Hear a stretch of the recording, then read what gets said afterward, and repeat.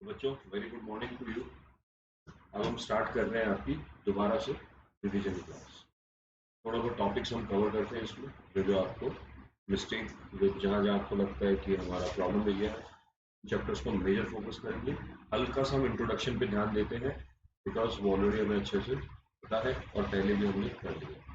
ये हमारी ई बुक है जो आपके सबके पास होगी, राइट? नहीं है तो आप हमसे व्हाट्सएप करके ले सकते हैं। हम आते हैं इंडेक्स की तरफ। क्या क्या हम इस बुक में कवर करेंगे? पहले introduction, residential and then heads की तरफ मूव करेंगे। अगर हम इंट्रोडक्शन की बात करते हैं तो ये बेसिक थ्योरी है कि इनकम टैक्स एक्ट का बारे में। थोड़ा इसको फास्ट लूंगा बिकॉज पहले भी ये लिया हुआ है हमने। एक बार जस्ट हल्का सा ब्रशअप कर रहे हैं स्टार्ट करने को। इनकम टैक्स एक्ट क्या है? इनकम टैक्स एक्ट 1961 में आई थी। उसके बाद में हर साल की जो नए फाइनेंस एक्ट आते हैं, बजट के बाद जो एक्ट बनता है वो भी हमें पढ़ने होते हैं। नए रूल्स जो ईयर के बीच में आते हैं वो रूल्स पढ़ने होते हैं। कंपनी लॉ में जैसे जिस साल रूल आते हैं वो ईयर के लिए बोले जाते हैं, जैसे कंपनीज अमेंडमेंट रूल 2019, 2020, 21, 22, 23 ऐसे। बट यहाँ अगर हम बात करेंगे इनकम टैक्स में, आप रूल किसी भी ईयर में दीजिए वो हमेशा बोले जाते हैं इनकम टैक्स एक्ट रूल्स 1961 बोले जाते हैं। कोई circular notification supreme court high court के डिसीजन हमें पढ़ने होते हैं। ठीक है। कॉन्स्टिट्यूशन बैकग्राउंड कौन सा है? Entry number 82 of income tax act other than agriculture. फिर हम बात करते हैं अगर हमारी स्लैब रेट की तरफ। अगर हम स्लैब रेट के लिए बात करेंगे तो स्लैब रेट की अगर बात करते हैं हम, तो हमारा सबसे पहले एग्जाम्प्टेड इनकम कितनी है? 2.5 लाख। आपकी एज कौन सी होगी उसमें? एज होगी 0 to 59। 0 to 59 वाला पर्सन जो है उसकी इनकम 2.5 लाख तक नील है। 2.5 लाख से ऊपर up to 5 lakh it is 5%, 5 lakh to 10 lakh it is 20%, and 10 lakh above it will be 30%, 30%, right? एक सेक्शन होता है राउंडिंग ऑफ का सेक्शन, वो है सेक्शन 288 ए। ये है 288 ए राउंड ऑफ करने का किसको? इनकम को। 288 बी राउंड ऑफ करने का किसको है? Income tax, final tax payable. ये हम इंट्रोडक्शन चैप्टर के अंदर पढ़ लेते हैं सारे के सारे। क्लियर? नेक्स्ट, अगली स्लैब की अगर बात करते हैं, नेक्स्ट स्लैब की अगर बात करें, नेक्स्ट स्लैब कौन सी होती है? 6279, जिसमें up to 3 lakh nil, 3 to 5 lakh 5% की कैटेगरी में आता है। और फिर उसके बाद में आप 5 lakh to 10 lakh 20% and 10 lakh above 30%। ये बेसिक चीज है। क्लियर? सरचार्ज हमें बहुत अच्छे से लर्न करना पड़ेगा सरचार्ज, बिकॉज सरचार्ज से आपके अदर क्वेश्चंस में इंपैक्ट पड़ेगा। अदर क्वेश्चंस कहने का मतलब है कि सर जैसे हम अगर कैपिटल गेन्स या स्पेशल इनकम वाले क्वेश्चन आ जाए तो उसमें सरचार्ज कैसे लगाएंगे। आजकल वो क्वेश्चंस ज्यादा आने को देख रहे हैं एग्जाम्स में। कैसे होता है वो क्वेश्चन कर लेंगे हम। देखिए, आपका सरचार्ज अगर आपकी income 50 lakh to 1 crore, up to 1 crore, तो कितना surcharge? 10%। That means up to 50 lakh no surcharge, up to 50 lakh. Exact 50 lakh पे सरचार्ज नहीं है, ये ध्यान रखिएगा आप।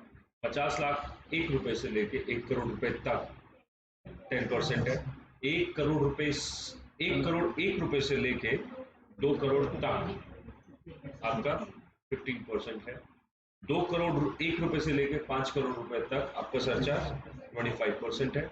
और 5 करोड़ रुपए से 1 रुपए से लेके कितना भी ऊपर ले जाइए, आपका सरचार्ज कितना है? 37%। आपको एक और एक्स्ट्रा हेल्थ एंड एजुकेशन से ऐड करना होता है, जिसको 4% के हिसाब से ऐड करना होता है। अगर हम इसमें क्वेश्चन की बात करें तो हम एक क्वेश्चन इसमें ट्राई करेंगे। उससे पहले हम पढ़ते हैं आपकी स्पेशल इनकम के ऊपर सरचार्ज कितना है। स्पेशल इनकम के ऊपर सरचार्ज कितना है? तो स्पेशल इनकम कौन कौन सी है सर? हमारा casual income, LTCG, STCG 111A, 20%, 10%, 15%, 30%, इन पे सरचार्ज किस तरीके से लगाया जाएगा। देखिए, अगर हम बात करते हैं, ये एक अमेंडमेंट थी हमारी डिफरेंट सिचुएशंस में, नेचर एंड क्वांटम एक्सेट्रा। किस केस में? Income of assessee that is individual HUF, AOP, BI और आर्टिफिशियल जुडिशियल पर्सन के लिए। 112A and surcharge income tax extra, total income including dividend. बहुत सिंपल भाषा में बता दो सर आपको, सिंपल सी लैंग्वेज में बताया जाएगा। आपकी बेसिक इनकम जो भी हो, जैसे भी हो, आपकी इन इनकम पे सरचार्ज किस तरीके से लगाना है वो थोड़ा डिफर करेगा। कैसे सर? आपकी जो स्पेशल इनकम है उन पे सरचार्ज 10 और 15 दो ही स्लैब होती है। ये अगर कहा जाए कि सर ऐसा क्वेश्चन आ सकता है कि हाँ इसके चार्ज जरूर आ, इसके चार्ज, अगर सरचार्ज का स्पेसिफिक क्वेश्चन जो पूछा जाएगा तो हो सकता है ऐसा कुछ क्वेश्चन पूछने का, ठीक है, जिसमें बोला जाता है if the total income, with the total income of a person which includes your dividend income, क्योंकि अब डिविडेंड इनकम डिफरेंट है, dividend income your income under the head short-term capital gains under section 111A and 112A, that is long-term capital gains, exceeds 50 lakh but does not exceeds 1 crore रुपए, 50 लाख से 1 करोड़ के बीच में है, तो इसमें किस इनकम पे कितना सरचार्ज लगेगा? बच्चों दोनों ही इनकम पे 10-10% लगेगा। सर कारण बता दो इसका, कारण क्या है? 50 लाख से ऊपर इनकम है तो आपका नॉर्मल इनकम पे भी 10 ही लगता है और स्पेशल पे भी 10 लगेगा, राइट? ये तो बहुत सिंपल सी चीज है। Total income including dividend income etcetera etcetera, जो कि 1 crore but does not exceed 2 crore, आपका नॉर्मल में कितना लगता है? नॉर्मल में भी 15 लगता है और यहाँ पर भी नॉर्मल तो 15 ही है, और वैसे एलटीसी एक्सेट्रा पे 1 करोड़ से ऊपर की इनकम पे 15% लगता है। 1 करोड़ से ऊपर कितनी भी हो, अगर स्पेशल इनकम कितनी भी हो, कितना लगेगा उसमें? 15%। ध्यान रखिएगा, ठीक है। Suppose example, if your dividend income is 5 lakh, dividend income आपकी 5 लाख है और 111A इनकम आपकी 60 लाख है, ठीक है, और 112A की इनकम आपकी 65 लाख है, एंड अदर इनकम्स मतलब नॉर्मल इनकम आपकी 45 लाख है। क्या आप बता सकते हो इस पे सरचार्ज लगेगा, कितना लगेगा और क्यों नहीं लगेगा एक्सेट्रा? टोटल कितनी हो गई? 1.75 करोड़। ऐसा क्वेश्चन आ सकता है। बच्चा क्या करेगा इस क्वेश्चन में? बच्चा कहेगा नॉर्मल इनकम पे सरचार्ज नहीं लगाएंगे, ये मिस्टेक हर कोई कर देगा, क्योंकि नॉर्मल इनकम 50 लाख से कम है तो इस पे सरचार्ज नहीं लगाएंगे।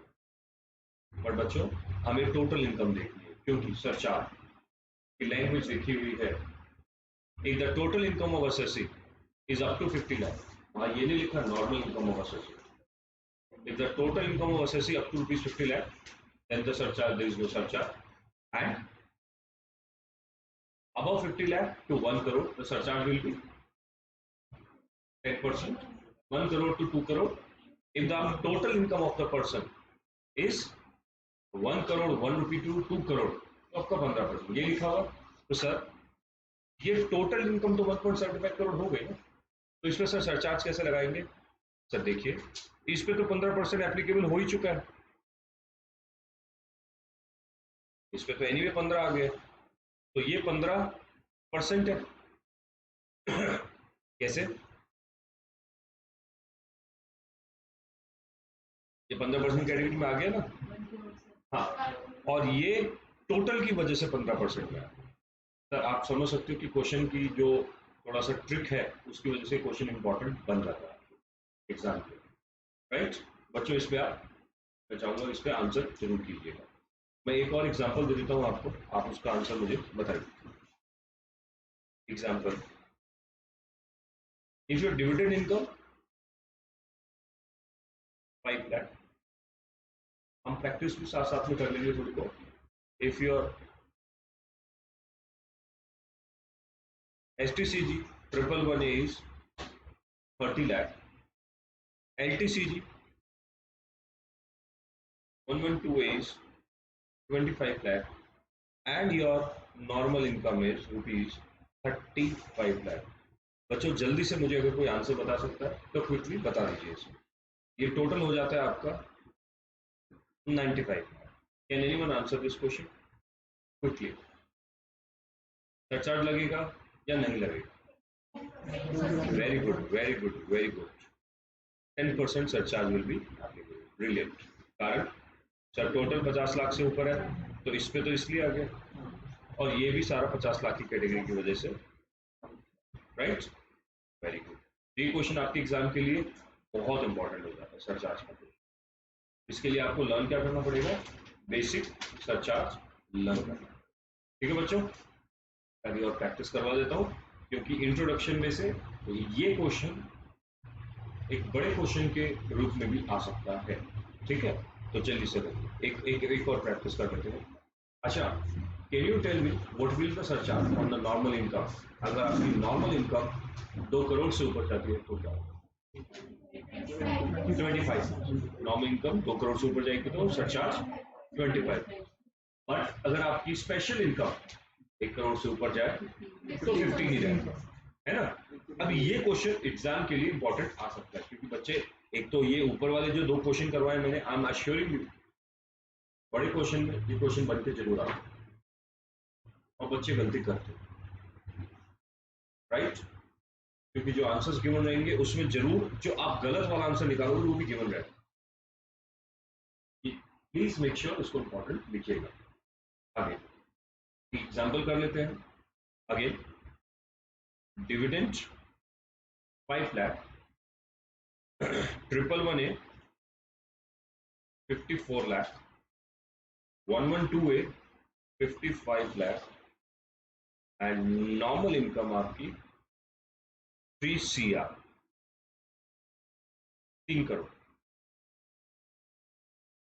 बच्चों, अगर आप ध्यान से देखते हैं, क्या ये इनकम 1 करोड़ से ऊपर जा चुकी है?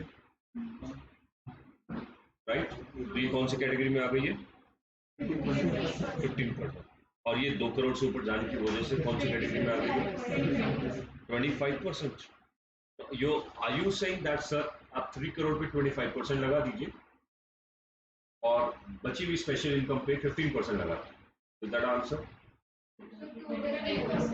कोई बता सकता है?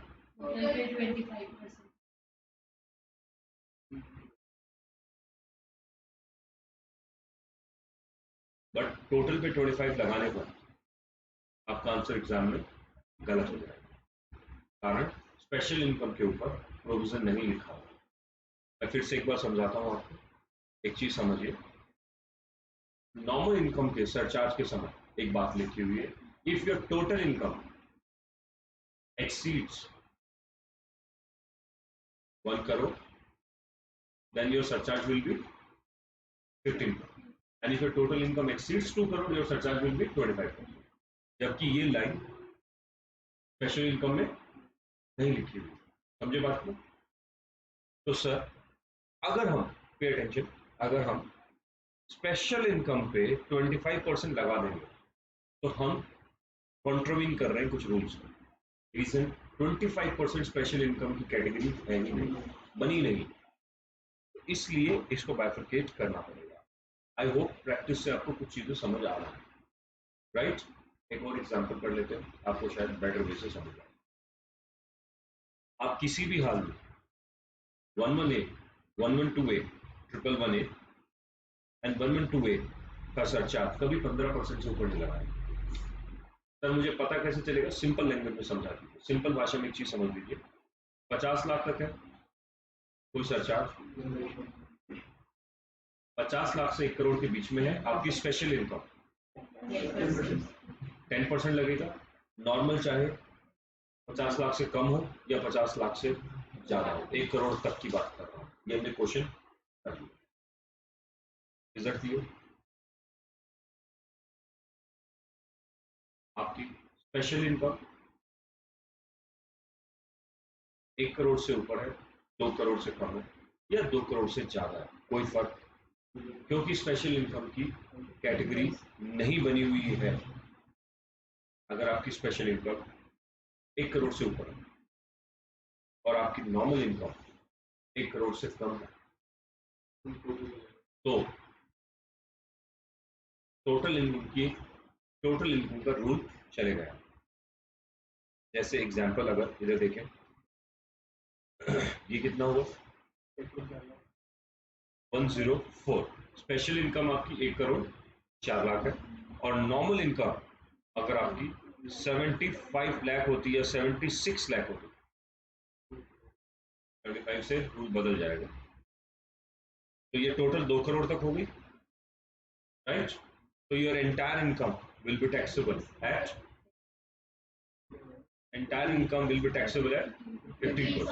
15%। रीजन, इसका रीजन समझ लीजिए, आपकी स्पेशल इनकम 15% की कैटेगरी में आ चुकी है, और आपकी टोटल इनकम जबकि 76 लाख है वो 10% की कैटेगरी में है। पता है ये बात? पर सर टोटल होने की वजह से साथ में आपका प्रिवेल कौन सा रूल करेगा? जो वर्ड लिखा हुआ है कि if your total income exceed something something.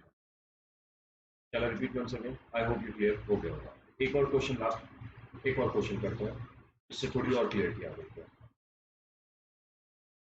बच्चों जहां आपको लगे कि थोड़ा टफ है, आप समझ लीजिए वो एग्जाम के लिए इम्पोर्टेंट।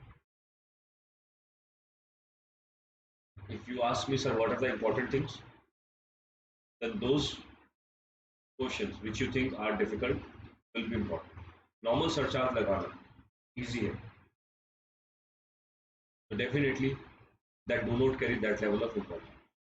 But अगर ये इस तरीके से surcharge लगाना थोड़ा सा आपको difficult लग रहा है, तो ये समझ लीजिए कि ये एग्जाम के लिए क्वेश्चन बन सकता है, राइट? आप पूरे स्टूडेंट्स में से तो बेस्ट स्टूडेंट्स निकाल के प्रोफेशनल बनाना चाहते हैं, सारे स्टूडेंट में से कुछ बेस्ट स्टूडेंट्स निकाला जाए, राइट? और उस बेस्ट को निकालने के लिए ज्यादा से ज्यादा डिफिकल्ट चीजें एग्जाम में दी जाती है। एक क्वेश्चन और कर लेते हैं। सपोज आपकी डिविडेंड इनकम 5 लाख है, सपोज आपकी डिविडेंड इनकम 5 लाख है, आपकी 11A इनकम 50 लाख है, 112A 65 लाख है, ऑलमोस्ट सिमिलर। नॉर्मल इनकम आपकी 6 करोड़ है। तो बच्चों what will be the answer? Sir ये कभी भी 15% से ऊपर नहीं जाएगा, और क्योंकि ये 6 करोड़ हो गए तो ये कौन से रेट में आ जाएगा? There you makes a difference. कुछ बच्चे जो 25 कह रहे हैं वो सरचार्ज के रेट्स को जा रहे हैं, आप 5 करोड़ से ऊपर जाने पर 37% highest rate of surcharge, right? Please learn कीजिए।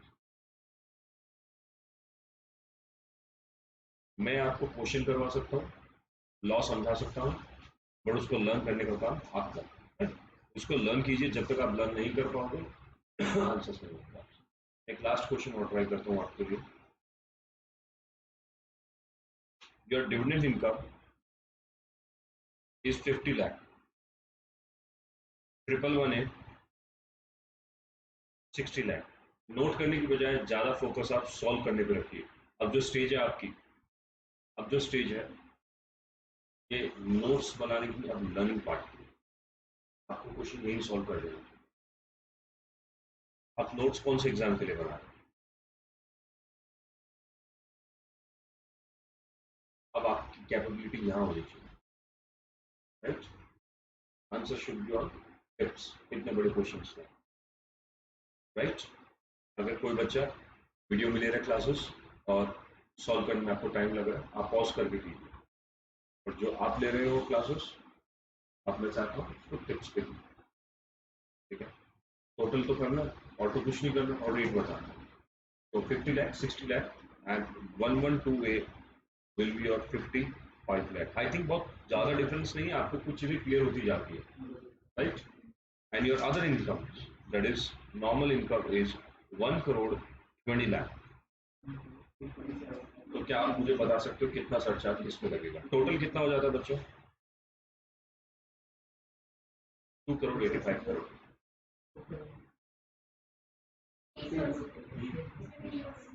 एंटायर सर इसमें तो 15 लगेगा, ये मुझे श्योर है। रीजन मीन बिकॉज ये 15 से ऊपर जाता नहीं और 1 करोड़ से ऊपर जा चुका है, और ये 1.20 है 1 करोड़ से ऊपर की इनकम में लगता ही 15%, तो एंटायर पे 15%, राइट? आई होप अब ये चीज समझ आ चुकी है आपको, ठीक है? अगर इसमें पूरा क्वेश्चन सॉल्व किया जाए तो अगर 2.85 करोड़ आपकी इनकम है, आप इंडिविजुअल हो, तो आप टैक्स कैसे बनाओगे इसका? देखिए कैसे बनेगा टैक्स। नॉर्मल इनकम, अब डिविडेंड क्या है, नॉर्मल इनकम में आ गया। डिविडेंड अमेंडमेंट के बाद क्या बन गया आपका? Normal income. ट्रिपल बने 15%, 112A क्या रेट पे लगता है?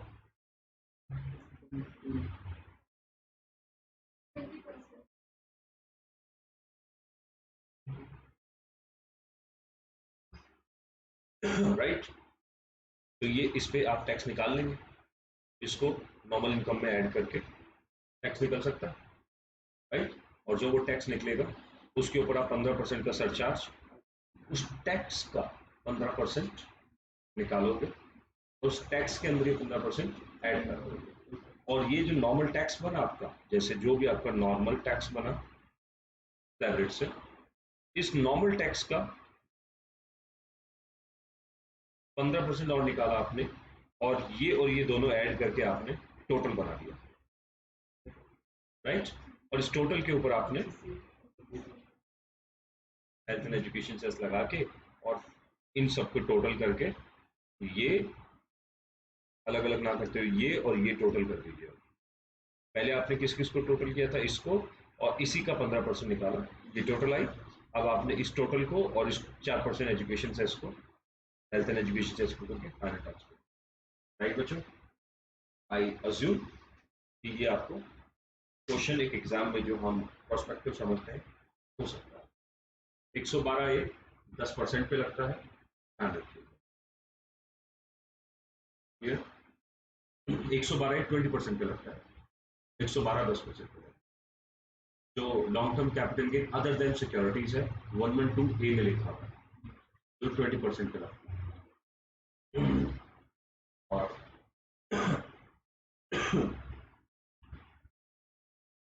आगे बढ़े, मैंने शायद सेक्शन गलत बोल दिया।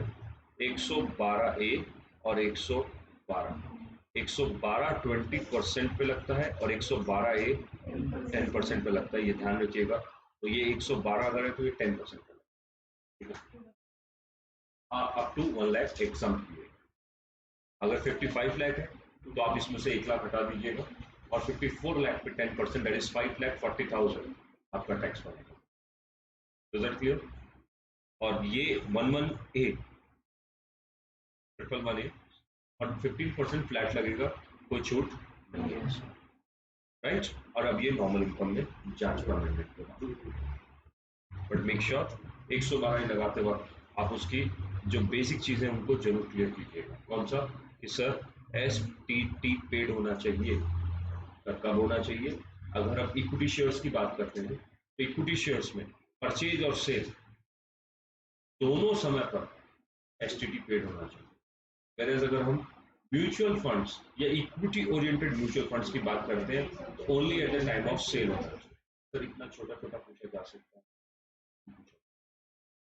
जैसे कुछ बच्चों को लगता है हमारा पेपर अच्छा हुआ था टैक्स का भाव, बट हम फेल कैसे हो गए? वो ये कारण है, जो बहुत छोटी छोटी माइन्यूट चीजें हैं वो हम ध्यान देते नहीं है, और उनकी वजह से हमारे आंसर्स, मेजर आंसर्स गलत रहते हैं। इनको जरूर ध्यान रखिएगा, राइट। 112 और 112A में हमेशा कंफ्यूजन रहता है बच्चों को कि कौन सी रेट लगाई जाए। तो बच्चों याद आप एक कर लीजिए, और जो एक करना पड़ेगा वो हमें 112A करना पड़ेगा, क्योंकि उसमें प्रोविजंस और भी है। 112A 112A किस रेट पे? 10% पे लगता है, और इसके अंदर कवर क्या क्या होता है? Equity, equity oriented mutual funds and units of business trust. 10% पे make sure STT should be paid at the time of purchase, sale in case of equity, and in case of mutual fund and your business trust etc. only at the time of sale. Up to 1 lakh it is exam, 1 lakh से ऊपर इस पे आगे बढ़ेगा। इसके अलावा अगर आपको पता हो 115BB सेक्शन 115BB, ये एक BAC जो सेक्शन नया आया था हम डिस्कस करेंगे। बेसिकली जो एक एक्स्ट्रा स्लैब रेट दी गई थी आप, जो हम इंट्रोडक्शन क्लास में करते हैं, सभी ने की हुई है। एक ऑप्शन दिया था, वो ऑप्शन वाली चीज है कि अगर आप चाहो तो वो ऑप्ट कर सकते हो, और सक्सेस नहीं होगी। फिर आते हैं हम कुछ और टैक्सेस पे। उससे पहले मैं आपको एक दो छोटे मोटे टैक्स और बता दूं। जैसे मैंने वर्ड लिया है 815 डबल बी, 115 डबल बी, ये सेक्शन किस चीज का है? Casual income, winning of lottery etcetera, और ये लगता है 30% फ्लैट, राइट। इसके बाद हमने डिस्कस किया 115 बी बी ई, ये है 60%। सर कौन सी? ऐसी इनकम जो सेक्शन 68 में बताई है, 69 में बताई है, 69 ए में बताई है, 69 B C D etcetera. Sir कौन सी है ये इनकम? सर ये इनकम है, मैं बता देता हूँ आपको। सेक्शन 68 कहता है अनएक्सप्लेन, अनएक्सप्लेन कैश क्रेडिट। आपके अकाउंट में कुछ कैश है जो बता नहीं पा रहे हो आप कहां से आया। याद है ये सेक्शन, राइट? 69 अनएक्सप्लेन्ड इन्वेस्टमेंट्स, जैसे आपकी संपत्ति है बेनामी, पैसा कहां से आया पता, ठीक है, वो भी किस रेट पे आएगी? 60% पे। 69 है अनएक्सप्लेन्ड मनी, आपके पास काला धन मिला। काला क्यों बोल रहा हूं? क्योंकि आप उसका सोर्स नहीं बता रहे हो। देखिए, there is one money which is tax evade, एक होता है इलीगल। हम जो सेकंड ग्रुप में एक सब्जेक्ट पढ़ाता हूं मैं आपको, economic business and commercial law, जब वो चैप्टर करवाते हैं हम आपको मनी लॉन्ड्रिंग का, उसमें हम इलीगल मनी को अटैक करते हैं, ना कि टैक्स इवेडेड मनी। काला धन, ऐसा धन जिसका सोर्स ना बताया गया, ठीक है। आपकी इनकम है, सपोज मेरी इनकम हुई 10 लाख रुपए की, मैंने उस पर टैक्स नहीं दिया, वो इलीगल नहीं है। मैंने प्रैक्टिस की, मैंने आपको पढ़ाया, या मैंने कोई इन्वेस्टमेंट बेची, मैंने कोई प्रॉपर्टी बेची जिससे मुझे 10 लाख का गेन हुआ, बस मैंने उस पर टैक्स नहीं दिया, टैक्स चोरी किया, तो वो पैसा मेरा इलीगल नहीं है, क्योंकि मेरा सोर्स लीगल है। लीगल सोर्स से आया हुआ पैसा इलीगल नहीं हुआ। मैंने बिजनेस में पैसा कमाया, टैक्स नहीं देता, वो मेरा पैसा इलीगल नहीं है, बस टैक्स इवेडेड है, आएगा जरूर 60% पे, बट वो इलीगल नहीं है। Okay, come back to this unexplained. 69 B investment not fully disclose, छुपाई हुई इन्वेस्टमेंट्स। 69 सी अनएक्सप्लेन्ड एक्सपेंडिचर। बात तो एक है, या तो आप इनकम या एक्सपेंस दोनों तरीकों से टैक्स की चोरी कर सकते हैं। और 69 डी अमाउंट बोरोड और रीपेड ऑन हुंडी। सर हुंडी क्या होता है? एक सादा पर्चा होता है, पेपर होता है, जिसपे लिखा होता है कि मैं फलाना फलाना को इतने पैसे दे रहा हूँ 3 महीने के लिए ब्याज में। तो ये कहाँ चलता है? ये ज्यादातर पुरानी मंडियाँ एक्सेट्रा है, वहाँ चलता है बहुत। दिल्ली की बात करें तो पुरानी दिल्ली जो है हमारी, ये बिजनेस बहुत जोरों शोरों पे चलता है। कोई गलत बिजनेस नहीं होता है, ये बिल्कुल परफेक्टली राइट बिजनेस होता है। बट बहुत बार लोग अपने कैश को ब्याज पे लगाने के लिए, मैंने आपको 10 लाख रुपए ब्याज पे दिया और बदले में मैंने आपसे एक पेपर पे लिखवा लिया मेमोरी के लिए, आपके लेटर हेड पे, कि मैं मिस्टर एक्स मिस्टर वाई से 10 लाख रुपए इस दिन लेता हूँ और अपनी बुक्स में जमा करता हूँ। इसका रेट ऑफ इंटरेस्ट 1 रुपया सैकड़ा, ऐसा बोलते थे पहले लोग। 2 रुपये सैकड़ा, 1 रुपये 20 पैसे सैकड़ा, ऐसा वर्ड होता था। मैं आपको इजी कर देता हूँ, हो सकता है 6%, 7%, 8% के रेट से हिसाब से लेता हूँ, और 3 महीने या 6 महीने या 12 महीनों के लिए, और मैं उसको रेट रीपे कर दूँ। तो जो ये पेपर लिखा है इसको हुंडी बोला जाता है। नेगोशिएबल इंस्ट्रूमेंट एक्ट सेकंड पे जब आप पढ़ते हैं, वहां पे इसके बारे में डिस्कशन होता है अलग से पार्ट सी के अंदर गिवन है। Is that clear? तो हुंडी का पैसा अगर कैश में है या जैसे भी है, छुपाया हुआ पैसा है,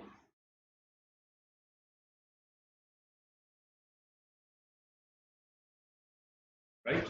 तो सर ये हाईएस्ट रेट क्या है टैक्स की? सर 60% तो बेसिक लगेगा, प्लस इसके ऊपर सरचार्ज कितना लगेगा? मात्र 25% प्लस सेस 4%। आप इफेक्टिव रेट अगर निकालते हैं तो लगभग लगभग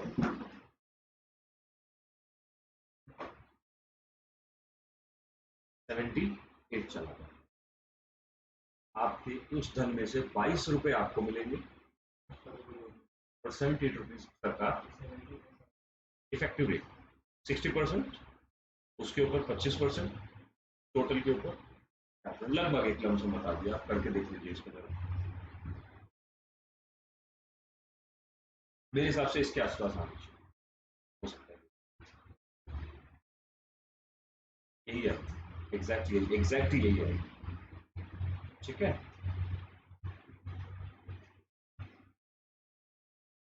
एक और इसके अंदर मैं बता देता हूँ क्या। अगर ये सेम चीज आपने बुक्स ऑफ अकाउंट्स में नहीं दिखाई थी आपने, तो एक सेक्शन होता है 271AA C, 10% की एक और पेनल्टी लगेगी आपको।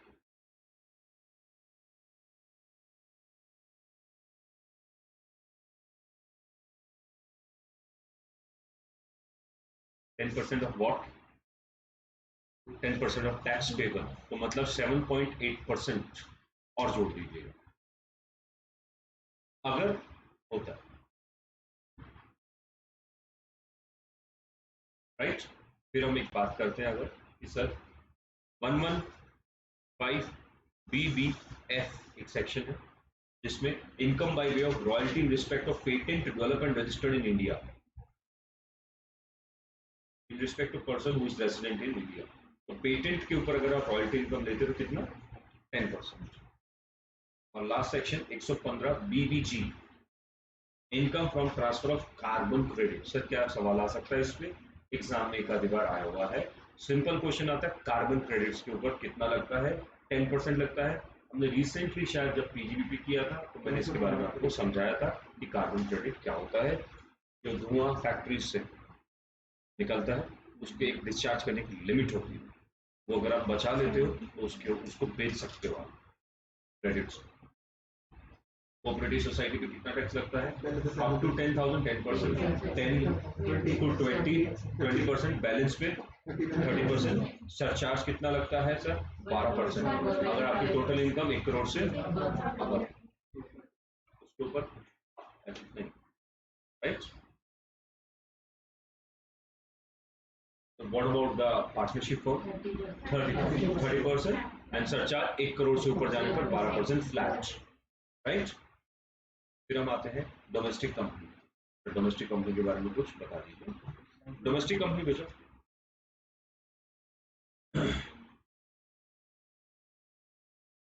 यहां से स्टार्ट कीजिएगा नीचे से। डोमेस्टिक कंपनी नॉर्मल पे कितना टैक्स लगता है? 30%। आपकी इनकम 1 करोड़ से 10 करोड़ के बीच में सरचार्ज 7%। अबाउट 10 करोड़ है सरचार्ज 12%। और education cess 4%। If your turnover or gross receipt during the previous year 1920 करेंगे। If your turnover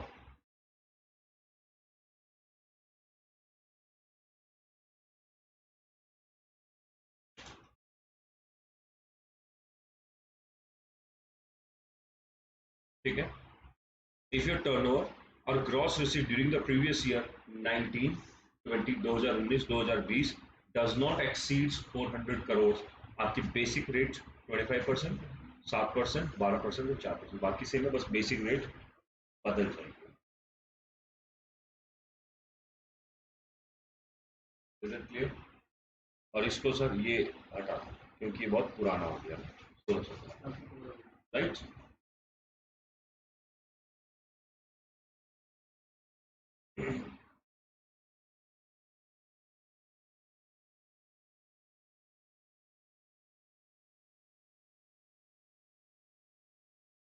कई बार मार्जिनल रिलीफ का क्वेश्चन ले लिया जाता है। व्हाट इज मार्जिनल रिलीफ आपको पता होगा।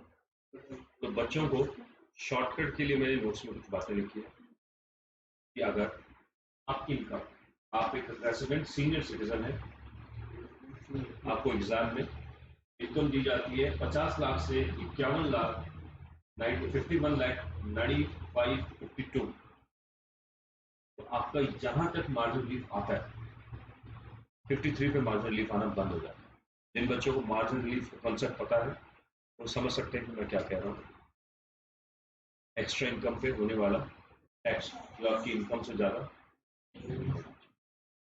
50 लाख से ऊपर एक सरचार्ज लगता है कितना, 10%, और 1 करोड़ से ऊपर 15। तो 1 करोड़ से 102.145 लाख तक आपका मार्जिन रिलीफ आएगा, इसके ऊपर नहीं आता। ये एक चार्ट बनाया हुआ है मैंने, resident super senior citizen 80 and above वाला, उनके सरचार्ज की भी लिस्ट आपको बना के दी हुई है, आपको पढ़नी जरूर पड़ेगी, इतना हार्डवर्क आपको करना पड़ेगा। Any other resident individual, any non resident individual etcetera etcetera, 50 lakh से 51 लाख, ये वाली लिस्ट भी बनी हुई, ठीक है। एनी अदर में कौन आ गया, नॉर्मल आदमी आ गया, ठीक है। फिर आपके लर्निंग के लिए मैंने कुछ इफेक्टिव रेट्स ऑफ टैक्स भी गिवन है, जिसमें आपको एग्जाम में बार बार सरचार्ज जोड़ने की जरूरत नहीं पड़ेगी, आप इजीली सरचार्ज को खुद जोड़ सकते हो। मैक्सिमम मार्जिनल रेट जिसको बोलते हैं MMR के नाम से भी क्वेश्चन आ सकता है, आपको एग्जाम में आया तो MMR पे लिखा हुआ हो सकता है, मैक्सिमम मार्जिनल रेट।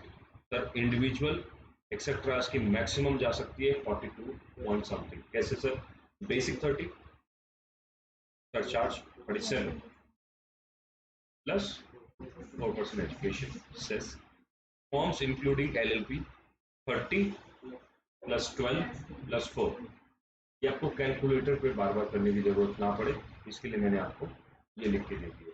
बट बाकी आपको ये फिगर लर्न करने से अच्छा है अब एग्जाम में खुद कैलकुलेट कर लीजिएगा, आपको फॉर्मूला पता हो। रीजन, ये इतनी फिगर्स आप लर्न एग्जैक्ट पॉइंट्स में नहीं कर पाओ, बट फिर भी अगर आप ये एक बार दिमाग में बिठा लेते हो, पढ़ लेते हो, और एग्जाम में ये आप कैलकुलेटर से निकालते हो, कई बार बटन जो गलत दब जाए, उसकी वजह से ये 42 का कुछ भी बन सकता है और हम आंसर गलत कर सकते हैं, राइट। इसलिए ये एटलीस्ट एक बार पढ़ी हुई होगी तो आपको आइडिया होगा कि 42 समथिंग पे, right. Companies, cooperative societies, domestic company की 2 रेट्स हैं, एक 25% वाली और एक 30% वाली, हाईएस्ट जोड़ा हुआ है मैंने। फॉरेन का क्या रेट रहता है पता है सबको, 40 या 2% या 5%, ठीक है बच्चों। कोई सवाल किसी का है तो आप मुझे पूछ सकते हो। ऑल्टरनेटिव जो स्लैब रेट आई थी और कुछ पास नहीं कर पाई प्रैक्टिकल लाइफ में, तो ये बहुत ज़्यादा कॉम्प्लिकेटेड एक वर्ड होता है, वो वर्ड इसके लिए कम, ये कॉम्प्लिकेटेड का भी कॉम्प्लिकेशन है, इतनी ज़्यादा कॉम्प्लिकेटेड है, पीपल डोंट प्रैक्टिस, समझ नहीं आता। हम वैसे 3 रेट से ही परेशान है, उसके ऊपर आपके सरचार्जेस की रेट्स अलग अलग, उसके ऊपर आपके हेल्थ एंड एजुकेशन सेसेस, फिर अलग अलग रेट्स आपके स्पेशल इनकम के, हम ये कहाँ इनके ऊपर प्रैक्टिकल लाइफ में पढ़ेंगे। बट उन्होंने बताया मुझे करवाना 2.5 लाख नील, 2.5 से 5 तक 5% सेम, 5 से 7.5 10%, कहाँ पर था। अगर ये किसी को जिंदगी में फायदा दे सकता है बस ये इतना से यहीं तक वाले आदमी को दे सकता, क्योंकि जिसकी इनकम 6 लाख है उसको उस 1 लाख पे 20% देना पड़ता है। बस अगर किसी के लिए हल्का सा बेनिफिट हो भी सकता है तो वो यहाँ हो सकता है, बट इस बेनिफिट को लेने के लिए उसको सेक्रीफाइस बहुत ज्यादा करना, तो वो पड़ेगा। इस साल तो फिर भी कर लेगा, आगे वाले सालों में नहीं कर पाएगा, क्योंकि एक बार ले ली तो आपको आगे वाले साल में कंटिन्यू करना। Nobody takes the risk of future, बड़ा नहीं। 7.5 से 10 लाख 15%, 10 से 12.5 20 एंड 12.5 से 15 20। बच्चों इसके साथ आपका इंट्रोडक्शन लगभग खत्म हो गया है। अच्छा, एक रिबेट की चीज रह गई है, रिबेट अंडर सेक्शन 87, ये क्वेश्चन एग्जाम में आने के चांसेस रहते हैं। योर इनकम टैक्स और 12,500 which ever is lower.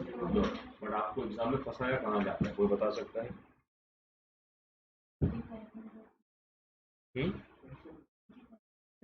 आपको फंसाया जाता है इनकम पे.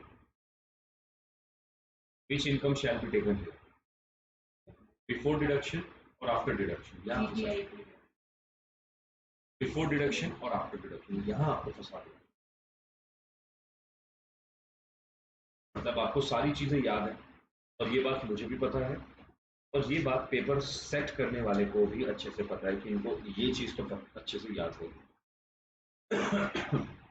आपकी ये जब हम पढ़ते हैं ये सेक्शन 87 उसमें क्लियर लिखा हुआ, if any person whose total income is up to rupees 5 lakh can avail the section 87. Total income लिखा है जीटीआई.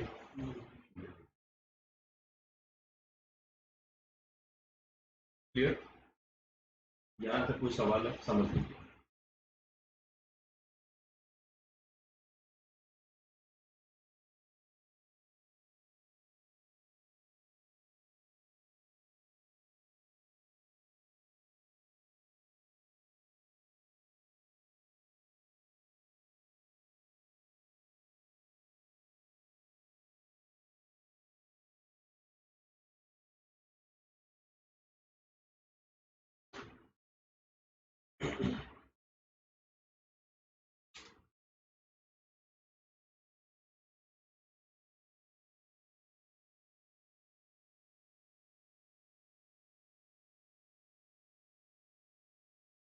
अगर नॉन रेजिडेंट शिपिंग बिजनेस में एंगेज है तो कितना परसेंट लगेगा उसको? 7.5% ऑफ रेट पे और पेबल और ओनर और चार्टर विल बी डिस्ट्रीब्यूटर. ये पीजीबीपी में किया बस.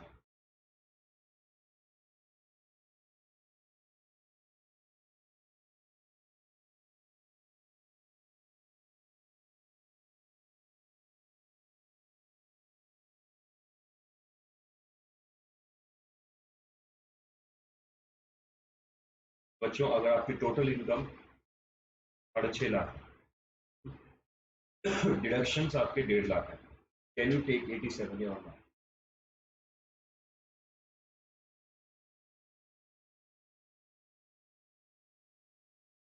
87 का बेनिफिट आप ले सकते हो.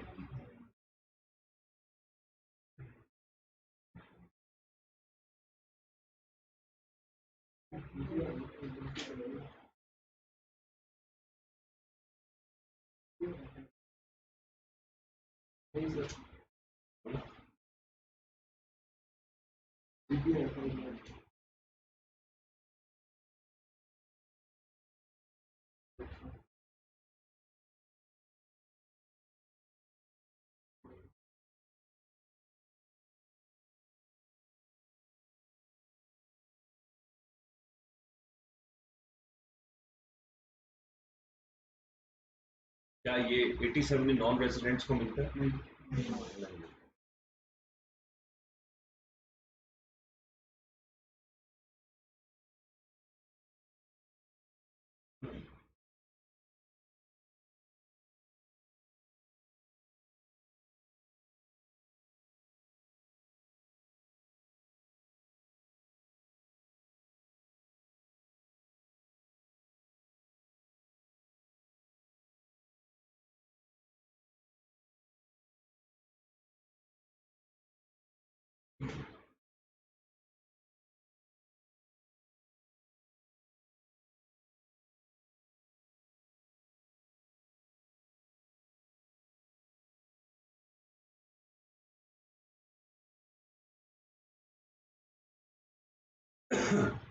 कोई सवाल किसी का? आपको नेट टोटल इनकम देखनी है अपनी, ना कि ग्रॉस टोटल इनकम 87 के टाइम पे. ध्यान रखिएगा, मैं दोबारा बता रहा हूँ.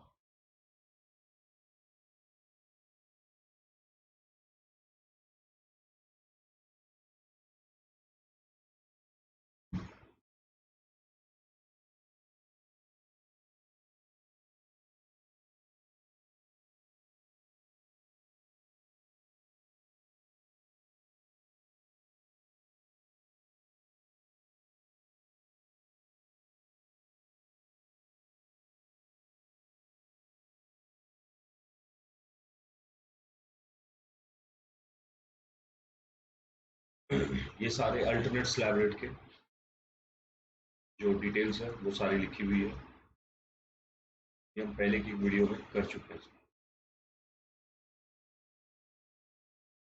सारे क्वेश्चन किए हुए हमने।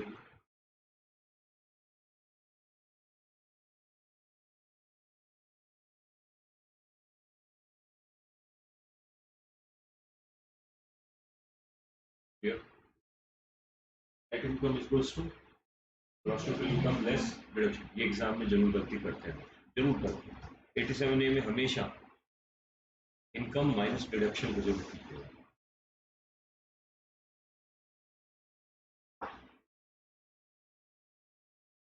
नॉन रेसिडेंट की कोई भी उम्र हो उसको स्लैब रेट बेसिक लगती है, 87A की रिबेट नहीं मिलती।